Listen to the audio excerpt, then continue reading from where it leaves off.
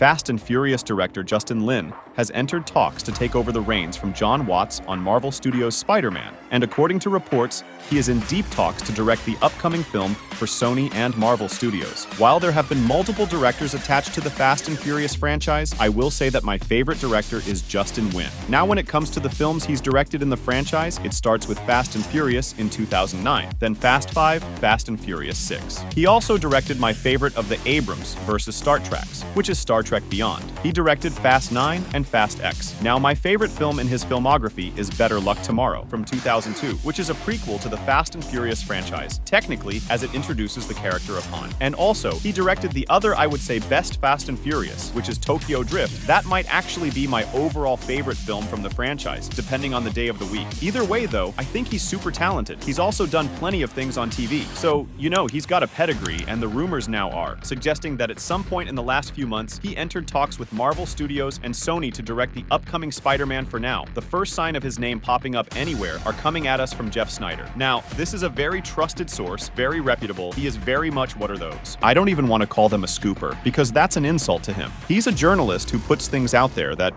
he staked his reputation on. And if Justin Lin is truly at the forefront of this list and in deep talks, I am honestly kind of excited. I think a lot of people will automatically have a knee-jerk reaction because, oh, he directed Fast and Furious, and those films are bad. And yeah, some of the last two, I think were pretty terrible. But the ones before that, remember, he saved the franchise, but he single-handedly saved that franchise with his directing, helping with the scripts, and everything like that. So again, I'm not opposed to this, and I think he would have an interesting vision and direction, and certainly his action sequences would be stellar. So again, I think it's a little too early to call and say, oh, I think he's perfect, because we've heard some other names. But if he was to get it, there's got to be something the Marvel Studios and Sony both hooked on and said, you know what, he's a good pick for it. And maybe he can go back to bow, closer to his roots, and direct something like Better Luck Tomorrow, which was a character study film that was way better than had any right to be, especially as a prequel to Fast and Furious. So I mean, I'm okay with it. I have no problem with a when taking on the franchise.